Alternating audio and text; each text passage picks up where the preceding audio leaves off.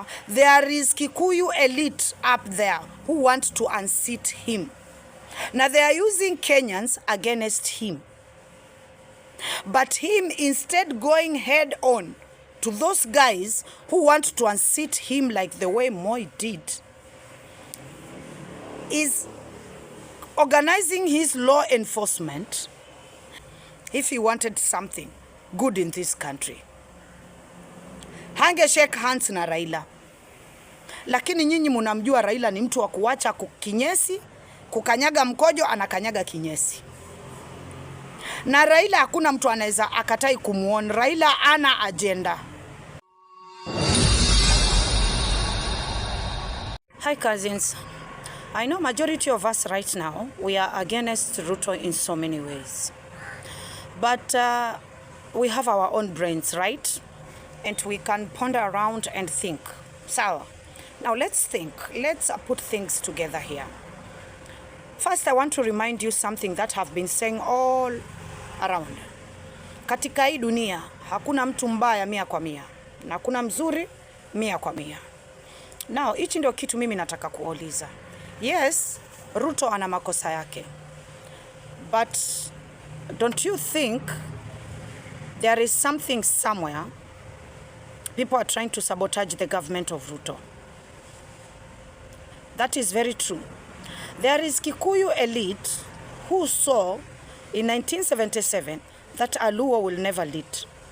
And if Aluo will never lead, they will choose anyone that will lead as long as akubaliane na corruption yao. You know the Ruto government is not corrupter than Uhuru's government. Let's call a spade a spade. And there is no one day that nitasema Uhuru ni mzuri kushinda wengine. Tumeelewana. Kumbukeni wakati wa Uhuru vile alivyopandisha tax mpaka watu wakashindwa kutoa vitu KPA. Ikakuwa ushuru umepanda, mizigo haitoki KPA.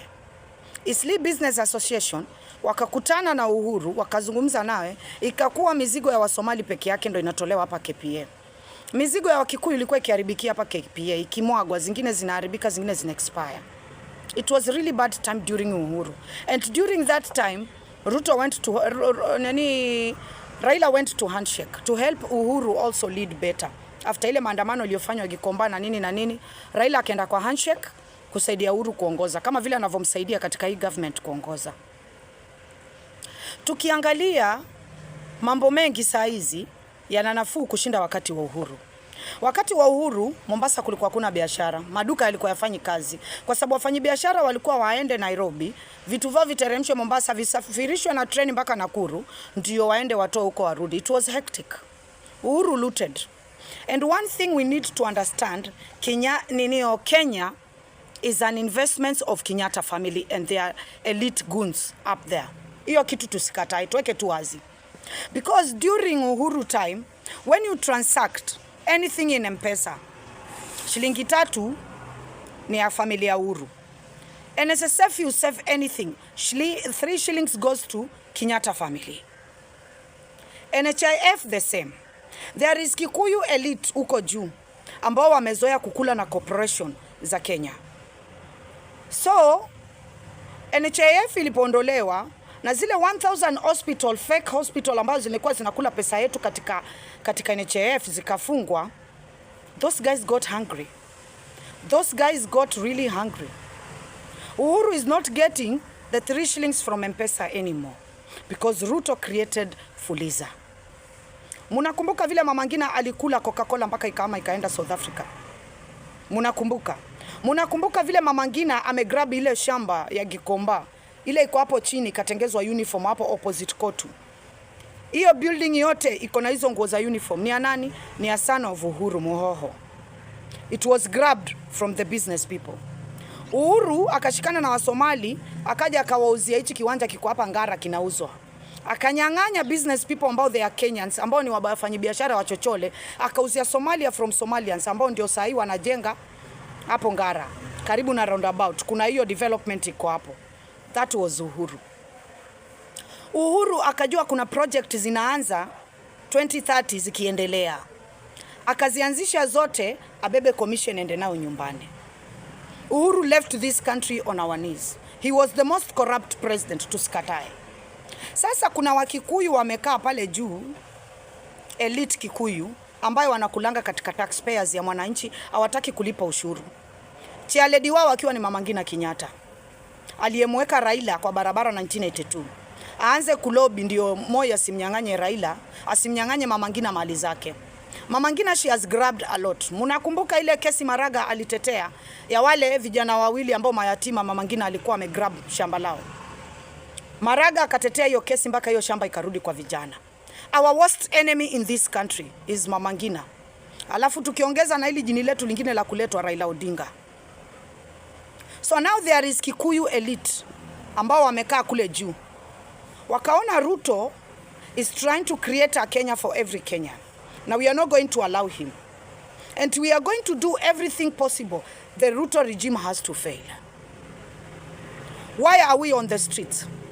We are on the streets to raise voice against the system and the government killing us. Whatever the excuse is, whatever the narrative is, Ruto ana makosa. Makosa yake ni kujua there is Kikuyu elite up there who want to unseat him. Now they are using Kenyans against him. But him instead going head on to those guys who want to unseat him like the way Moi did, is organizing his law enforcement and using the law enforcement and the forces of this country, which we are paying with our tax money, to come and kill Kenyans who are used against him. That is not a smart move. Now, I want to ask you something. Why do you think Ruto first alikuwa hataki collaborate na the most corrupt politicians, but after aliposukumwa kwa ukuta between a wall and a very hard place, akakubali kuwaita katika government wa kule? Because we all know Ruto will never call someone like Ali Hassan Joho to the government if he wanted something good in this country. Hange shake hands na Raila. Lakini nyinyi mnamjua Raila ni mtu wa kuacha kinyesi, kukanyaga mkojo, anakanyaga kinyesi. Na Raila hakuna mtu anaweza akatai kumuona. Raila ana agenda. He has no immorals capability. He has no sympathy. Is this kind of a woman who is not a woman, human, that is what I mean. This kind of a human who is sitting at the devil's seat, and he will do everything to serve the devil. Now, mungejua saizi Ali Hassan Joho angekuwa nje, Madam Zamzam hapa kwetu, kina Bezimba huku kwetu ni ODM, wangekuwa wako katika kiti sasa, wangekuwa wamemfikisha wapi Ruto? Now you know how sycophant is our own Minister of CS. Don't you think he's not going to do anything to sit in that government so that he will not be held accountable for what he did in the previous government? Sulimona alipotoka kwa kiti vile alikonda within few days. Now Kenyans, yes, we are blaming Ruto. But we cannot blame Ruto for everything. But me, I blame Ruto for one thing. Lying to Kenyan in excess. He's lying so much. He's promising Kenyans the promises he knows that he cannot meet. And another thing that I will always blame Ruto, hata akiingia kwa kaburi, ni using Kenyans as shield to fight his enemies. Kule Gatundu, kulikuwa kuna haja gani ya kuua wale vijana wa Gatundu na kuwazika katika makaburi ya Kware hata kama wametumwa na watu wake ambao wanampigania? Juzi tuliona Murkomen running his mouth and he's continuing running his mouth. That is what we hate in his government. Ignorance. Pride. And they think they are the owners of the constitution. You have heard Murkomen several times saying that we are messing with Ruto's constitution. There is where Ruto is going wrong. Ruto, he has powers to protect Kenyans against his enemies and against destroying his country. He cannot kill Kenyans for the excuse of people who want to unseat him.